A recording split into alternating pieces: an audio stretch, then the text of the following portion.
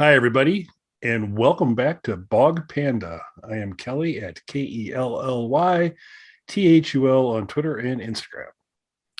I am Dr. Mike at Official Pagan on everything. Make sure you guys like, subscribe, leave a comment, turn on notifications, check out our merchandise, do all the stuff you know you need to do, unlike Alec Baldwin.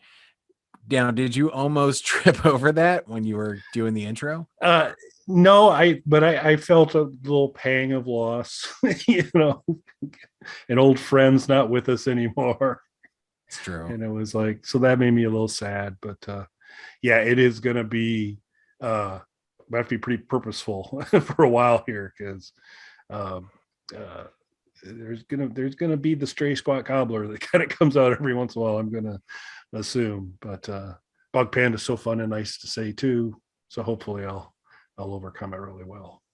It's really going to confuse people who jump in after the switch over who've never Yeah, seen us before. yeah, And then that's they go true. back to rewatch the old episodes. Yep, that's gonna be a problem. I think as we talked about it, and I still think it's the right decision to kind of shift to where we did. But as you and I were exchanging kind of a discussion on it, somewhere in there said, "Yeah, I'm okay with that. I just kind of wish we had done it earlier." It's like, well, yeah, that'd have been a good idea. Maybe somewhere before the 200th show. Maybe I don't know. Maybe somewhere before the 250th show. Well, we did at the 250th show, so Yeah. No, I totally agree with the decision to do it, though. so we and most we got the spiffy new little animated intro too. So that's a cool fun thing. Too. Right? We're So fancy. there you go. Speaking of fancy, see that bridge there? Uh, us currently streaming on HBO Max is a Christmas movie tied to a video game, tied to a retro video game. It's called 8-Bit Christmas, and it's about the release and uh, cloak and dagger activity and challenges that occurred as people flocked to the stores to get the first Nintendo entertainment system.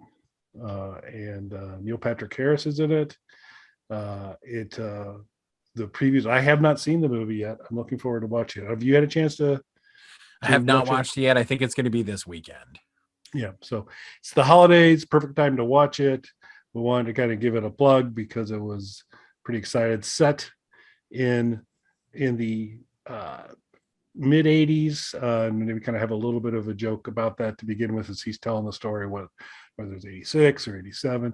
I believe the Nintendo Entertainment, it's all a little tricky because it's released in Japan and then eventually partially United States and all that, but I think around 85 is a pretty good number to assume. Around 1985 the Nintendo Entertainment System became available to the American purchasing public.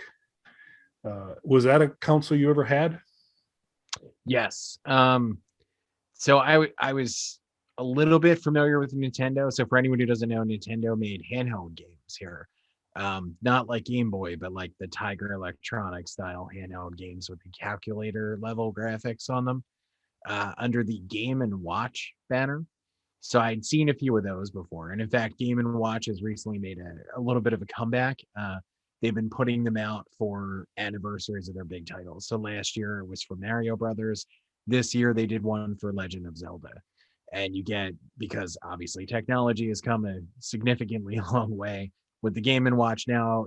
For the Mario Brothers, for example, you get a couple of Mario games, one of the classic Game and Watch style games, and then some other stuff built into it. They also double as clocks. There's little kickstands on the back, and it's a fully animated clock screen of the game that you're using. So my Legend of Zelda one, which I pre-ordered, just came this week. I haven't had a chance to unbox it yet. So, but I do have both of those anniversary Game and Watches now. And as Kelly mentioned, Nintendo, what we think of as the NES was originally released in Japan as the Famicom. And one of the interesting things with the NES Mini that's out, they did a Famicom Mini, and you can kind of still track those down here as imports, but they're not crazy priced.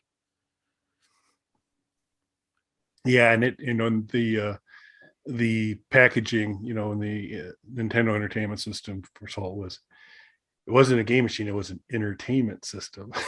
So good marketing there.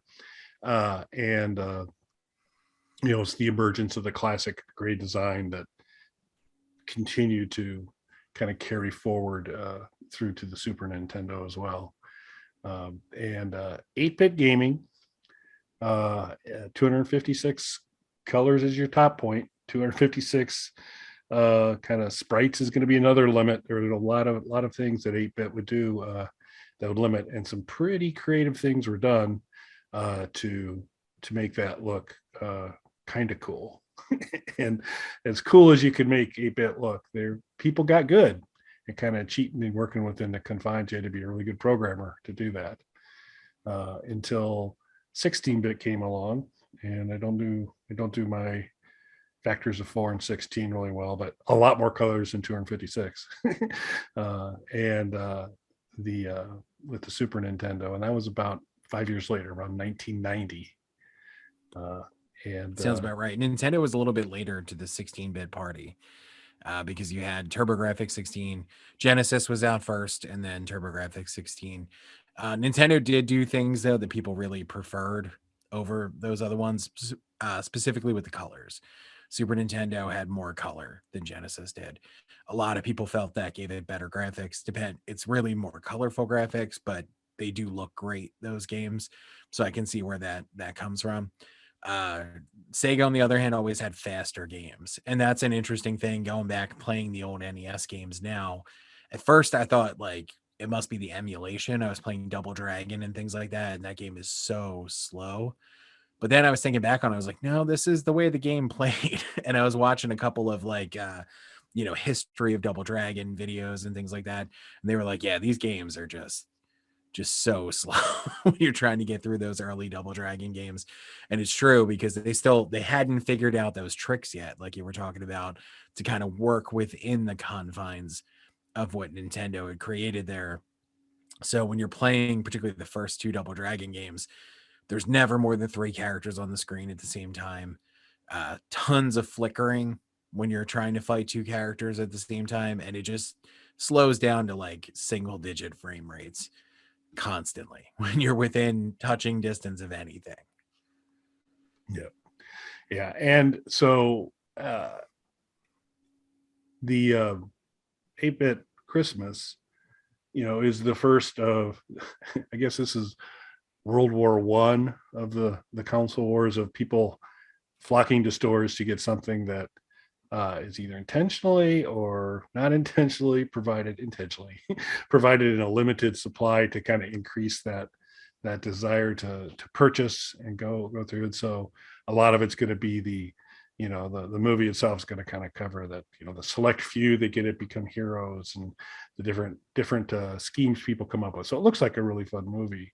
And then many sequels could abound after it, because the 64, pretty good war on that to begin with. The Nintendo Wii, unbelievable in terms Oh of yeah.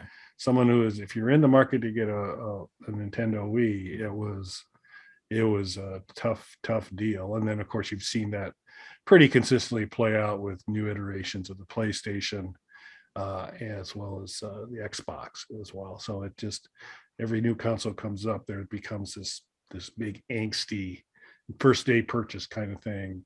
And the only thing that's kind of changed from the purer days, simpler days of 8-bit and the Nintendo Entertainment System, is now people have this burgeoning internet market where it's like, yeah, I'm going to buy about 6 of these and resell them on eBay and double my profit and all that kind of stuff. So you didn't have, I don't think, I don't know what your experience was, but I don't think there was quite as much of the black market really all the way up to the Wii. I don't think there was, your option was finding a retailer that Yeah. eventually got it into stock. But then as we've gotten into the later versions of PlayStations, it's become wells are all out, unless you go over to Fred here, who somehow has managed to land 8 of these and selling them in a severe markup. Yeah, I mean, and that's actually how I got our Wii when we got one. Somebody had a bunch of them, and because I knew them, there was no markup. I just paid them cost for it. But yeah, that's Yeah. how we got it. And Nintendo still to this day swears, and to a degree, I believe them, although this has always been a part of their active marketing practice to undership the units initially to create a demand for it. But at the time, I half believe them only because the Wii was originally announced as their final system. They were going to go the route that Sega went after Sega had kind of destroyed their consumer base by cutting their own throat with 32X and Sega Saturn, and then the failure of Dreamcast because of that, because of losing that consumer confidence. They decided they were getting out of hardware and just creating software for multiple systems. Nintendo was actively talking about doing that because they had a few. I really like Nintendo 64, but it vastly underperformed compared to the systems it was up against at the time. And that was coming off of the just abysmal failure of Virtual Boy on top of that. So Yeah. you had the failure of Virtual Boy and the performance of Nintendo 64 commercially, performance of Nintendo 64. So they were talking about Wii kind of being their final system. So I don't think they anticipated the Wii taking off the way that it did. Yeah, but then you saw the same problem again with the Switch, Yeah. So yeah, But again, with Nintendo, in the middle, there was the Wii U, which yeah, everybody forgets that came out because that went the way of the Virtual Boy. yeah, Just an immediate failure that they try and make disappear as quickly as possible. yeah. It's interesting the ones that just on paper. Well, I don't think like Virtual Boy ever seemed like a good idea. But No. I think if anybody said, let me play this for a while, we go, yeah, this is people are gonna love this. But I would love the 8-bit Christmas, like you were saying, the possibility for sequels. I want to see the Virtual Boy one where nobody's yeah, people distort. No, it's here, take it. kids throwing up after trying the display unit. Yeah.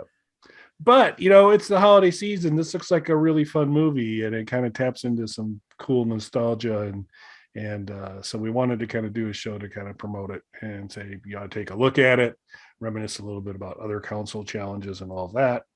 And so we hope you do get a chance to check out 8-Bit Christmas. If you do, drop us a comment. Let us know what your thoughts were. We'll be both be viewing it here in the next week or so, and so we'll do the same. And it has Neil Patrick Harris. What more do you possibly That's right. need? It looks funny, it really does. I'm a big fan of his. I think he does a good job. Anyway, but this looks like it'll be kind of a good fun movie. So no Texas Chainsaw Massacre, but it'll be still a fun movie. Well, anything else for the show, sir? No, I think that wraps it up, sir. Cool. Thanks for watching, everyone. Thanks, everyone.